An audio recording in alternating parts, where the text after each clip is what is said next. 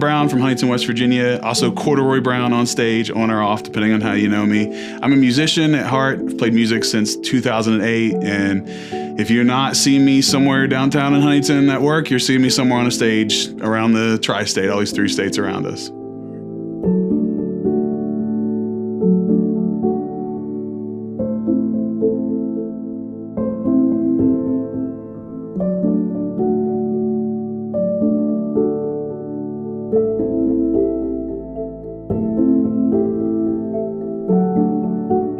Yeah, so when I first realized that COVID was serious, I was actually working at WSAZ at the time, local news station, and just like anything else, we started talking about it in news, and I was thinking, first thoughts were, okay, this is going to come and go, no big deal. Fast forward to 2 years later, we're experienced all kinds of crazy things around the globe from COVID itself. And I think we've learned a ton about it. My personal experience with COVID was no joke at all. That's when I knew it was a very serious thing. There's people literally losing their life from COVID and complications. And when I had my whole part of being on life support in 2020 and 2021, actually, that's when I knew it really was no joke.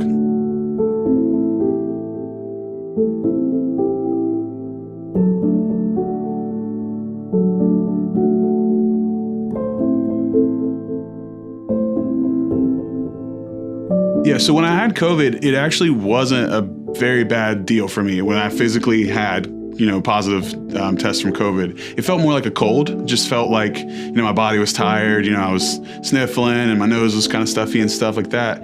And I actually had, taken time off work, obviously, because I didn't want to spread it. Go back to work about a month later. And that's when it got really, really scary. I remember going to work on a Thursday and my lymph node in the side of my neck here on my left side was huge one day.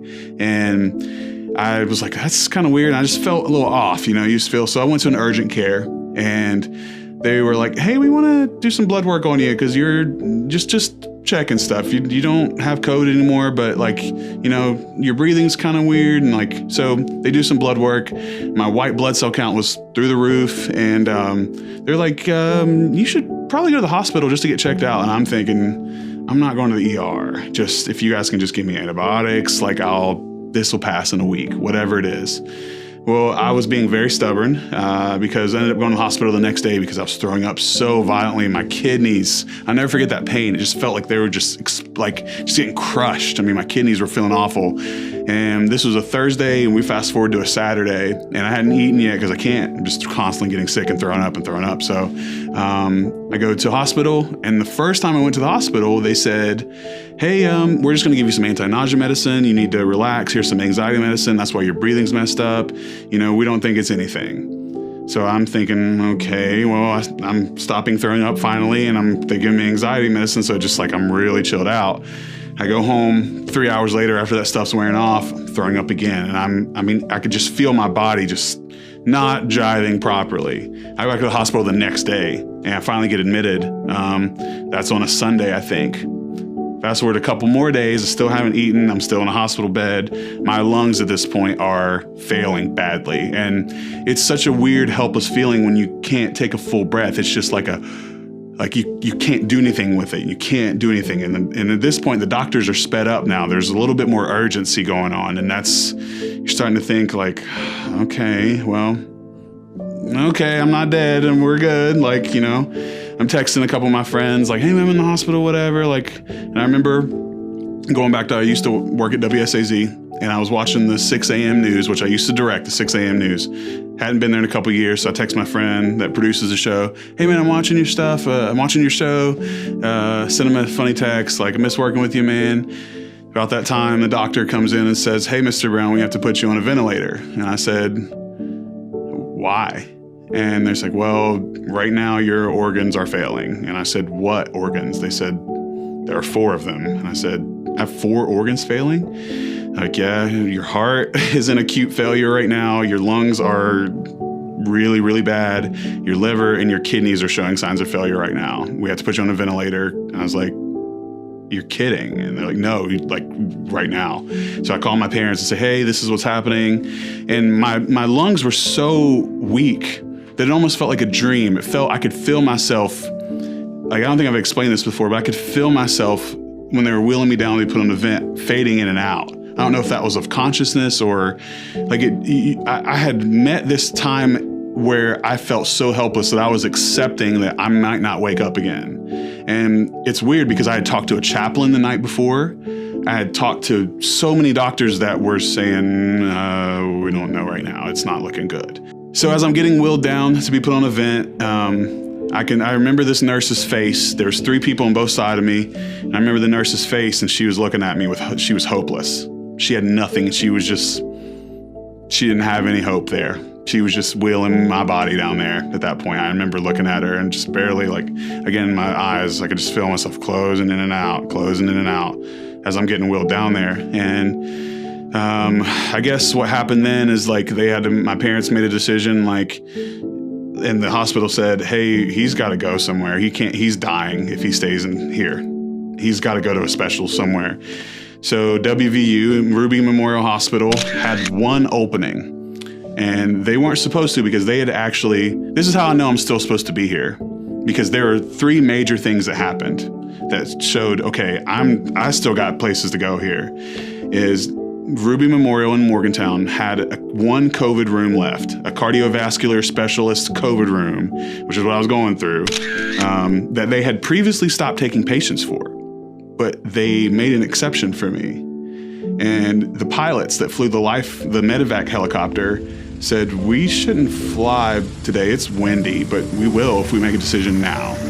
And on top of that, like, there was a nurse at the hospital here that said, he's got to go now. He can't stay here anymore. Those 3 things, I just think about that sometimes. If that nurse that said, hey, go, take him somewhere now, wouldn't have been there. If she would have got a flat tire or something, like, they wouldn't have made that decision and I wouldn't have went anywhere. And there was a room specifically for what I had, which was COVID, cardiovascular failure stuff, that wasn't supposed to be accepting patients, but then magically they made an exception.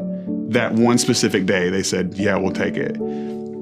So those 3 small things were giant things and a slew of so many other things. But anyway, so, I don't remember the helicopter ride, obviously, because I'm sedated and put on a vent. But I will say the thing that people don't realize is that when they talk about dying and you hear it in movies, like they say, like they see like a white light and all that stuff, that's completely real. I remember seeing that. I was in a completely infinite white space. As far as I could see, there's just infinite white around me. And I could see my own body. And there was like this little, I hate calling it like a ball of energy, but that's what it was. It was something here that was on my left side of my chest. And I watched it. It was so close to me at first. And I couldn't interact with it, but I could acknowledge that that was my life for somehow and wherever I was. And I watched it start. It was real close to me on my chest side and slowly went way, way, way, way, way out into the infinite white. And then I woke up in Morgantown, how many days later, and talking to the doctors saying, hey, Mr. Brown, you're in Morgantown. We are weaning you off life support right now. And the rest is a whole other story on the other side of that. So one of the most incredible feelings, it's still something I think about every day, honestly. It was when I remember waking up in Morgantown, and I don't remember, I went back and looked at all kinds of text messages that people had sent me, and I had responded somehow, and I don't remember much of that because there's so much going on and so much all that. But I remember when I finally got a few days of clarity, when I finally got taken off life support and was completely, my body was kind of coming back to itself finally, is that I had opened Facebook and I remember my phone being literally hot because it was constantly ringing and buzzing and notifications and all that. I remember that. I could feel it in the bed. And I was like, I was like, man, my phone is hot. It's going off so much. And I looked at Facebook and there was a GoFundMe that had been started. And within 2 days, it had $30,000 in it. And I don't get that. I don't really still have words for that because that many people reached out and said, we want to help. That many people said, Alan, we care about you. because that is not a cheap hospital stay, as you can imagine. The helicopter alone was some ungodly amount of money. And thank God for insurance and the donations that people gave from this. There were people all over the freaking country that were donating to help.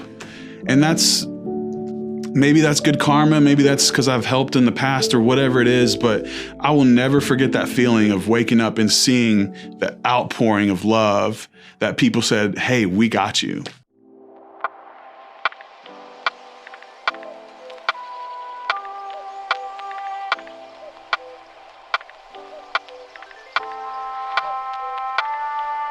As far as the creative side and how that helped me push through COVID, when we were making an album at the time when I got sick, it was mostly recorded. Jeffrey McClellan was recording it and mixing and mastering it. And the album ended up being called Let Me Know. And the whole idea with that is that so many people, just like when I was in the hospital in my entire life, had always said that phrase, let me know. And if you think about it, that's a really authentic thing to say if you mean it, because it's saying, let me know how I can be of service to you. Let me know what you need. Let me know how I can improve your life.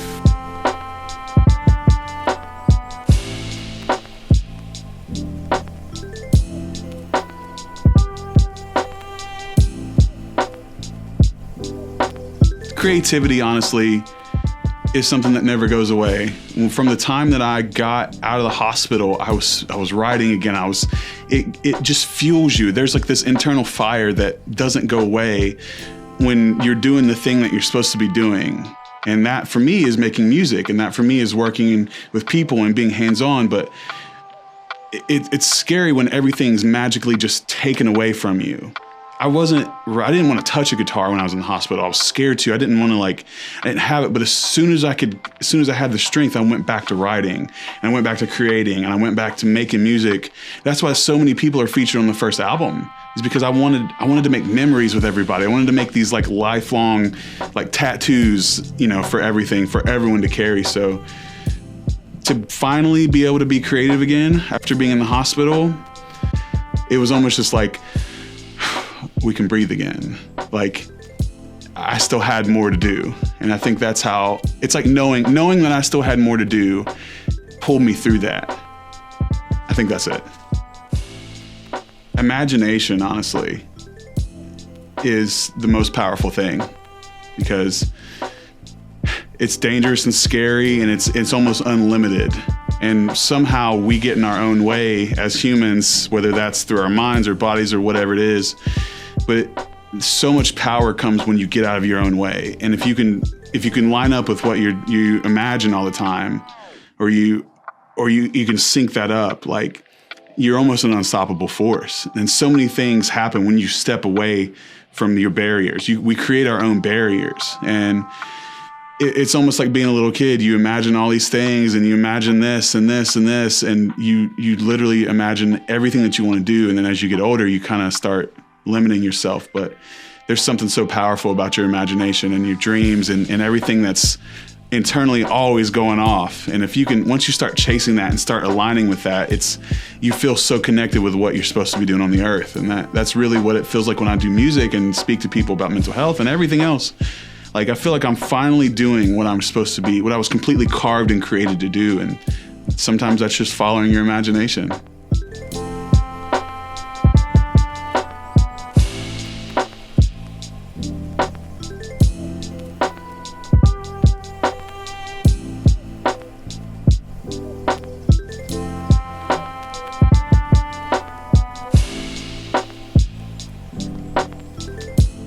COVID isn't over, right? Technically. So I think that threat's kind of always in the back of my mind, because I don't know what my body's going to do again. Because what happened when I had COVID itself wasn't that bad. It was a month later that my organs started failing. It was this thing called MIS-A that 1 in 30 people in the entire country last year had that. Like, I was 1 of 30 that had that reaction.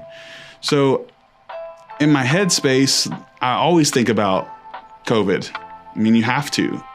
But I swear, the morning that I got to leave Morgantown from being on life support and all that, and the day that my album came out in August of 2021, August 13th, the sun was the exact, I have pictures from my apartment and from the hospital room. The sun and the clouds and every single bit of the sky looked exactly the same.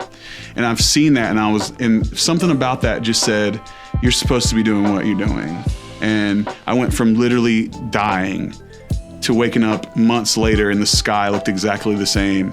And I thought that was a perfect day, because that to me resembled like, we got more stuff to do. I've seen and lived my most perfect days already, and they involve being around people that love and care about you, no matter what context.